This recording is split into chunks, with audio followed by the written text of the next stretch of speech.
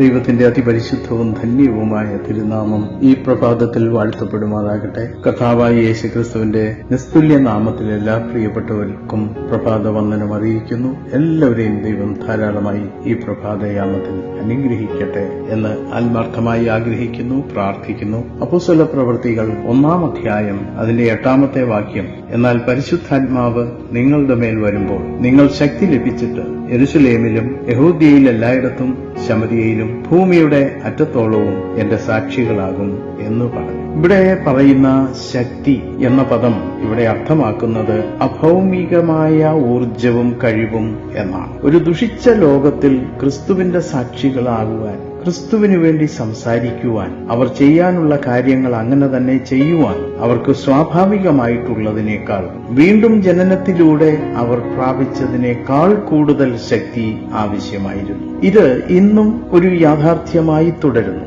ആത്മാവിന്റെ നിറവും ശക്തിയും അവർക്ക് ആവശ്യമായിരുന്നു. ഇന്ന് ആ ശക്തി നമുക്കും വളരെ അത്യന്താപേക്ഷിതമായിരിക്കുന്നു.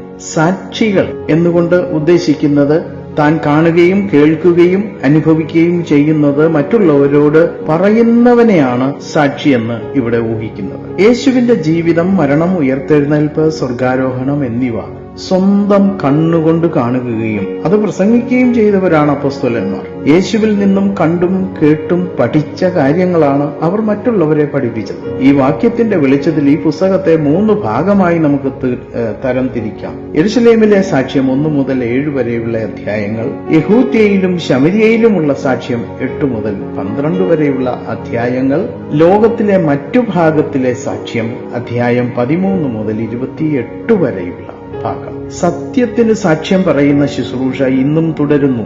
യേശുവിനോടുകൂടെ നടന്ന അപ്പോസ്തലന്മാർ പഠിപ്പിച്ചത് ഇന്ന് ലോകമെമ്പാടുമുള്ള ദൈവദാസന്മാർ എല്ലായിടത്തും പ്രസംഗിച്ചുകൊണ്ടിരിക്കുന്നു. അവർക്കെല്ലാവർക്കും വ്യക്തിപരമായി യേശുവുമായുള്ള ഈ വിധ അനുഭവങ്ങൾ പങ്കുവയ്ക്കുവാനുണ്ടാകും. ചുരുക്കി പറഞ്ഞാൽ, നിങ്ങൾ യെരുശലേമിലും ഭൂമിയുടെ അറ്റത്തോളവും എന്റെ സാക്ഷികളാകുമെന്ന് പറഞ്ഞ ഈ വചനം അപ്പോസ്തോലിക സഭയുടെ ചരിത്രത്തിൽ പടിപടിയായി നിറവേറിയത് എങ്ങനെയെന്ന് അപ്പോസ്തലനായ ലൂക്കോസ് പ്രവൃത്തികളുടെ പുസ്തകത്തിന്റെ ഘടന കൊണ്ട് തന്നെ കാണിച്ചിരിക്കുന്നു. യെരുശലേമിലെ സഭയുടെ വളർച്ച സംബന്ധിച്ച് 1-2 കാര്യങ്ങൾ ശ്രദ്ധേയമാണ്. ക്രിസ്തുവിലുള്ള വിശ്വാസം, ക്രിസ്തുവിനെ കുറിച്ച് സാക്ഷിക്കുന്നതിനുള്ള താൽപര്യം, പ്രാർത്ഥന, ആചാരമര്യാദകൾ, ഭാഷ എന്നിവ അതിലംഘിച്ചിരുന്ന സാഹോദര്യ ചിന്ത എന്നീ അടിസ്ഥാന പ്രമാണങ്ങൾ യെരുശലേമിലെ ക്രിസ്ത്യാനികളുടെ ഹൃദയങ്ങളിൽ അടിയുറച്ചിരുന്നു. സഭയുടെ വളർച്ച സംബന്ധിച്ചുള്ള ദൈവത്തിന്റെ ആലോചനകൾ മനുഷ്യർക്ക് വിഫലമാക്കുവാൻ സാധിക്കുകയില്ല എന്ന്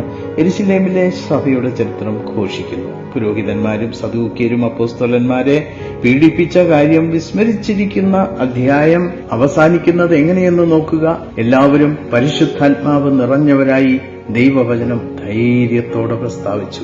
4-ാം അധ്യായം 31-ാം വാക്യം. സ്തെഫാനോസിന്റെ മരണശേഷം സഭയ്ക്ക് നേരിട്ട ഉപദ്രവത്തിന്റെ ഫലം എന്തായിരുന്നു? ചിതറിപ്പോയവർ വചനം സുവിശേഷിച്ചുകൊണ്ട് അവിടെ സഞ്ചരിച്ചു. 8-ാം അധ്യായം 4-ാം വാക്യം. ഇതാണ് ദൈവത്തിന്റെ വഴിയുടെ മാഹാത്മ്യം. മനുഷ്യന്റെ ക്രോധം നിന്നെ സ്തുതിക്കും നിശ്ചയം.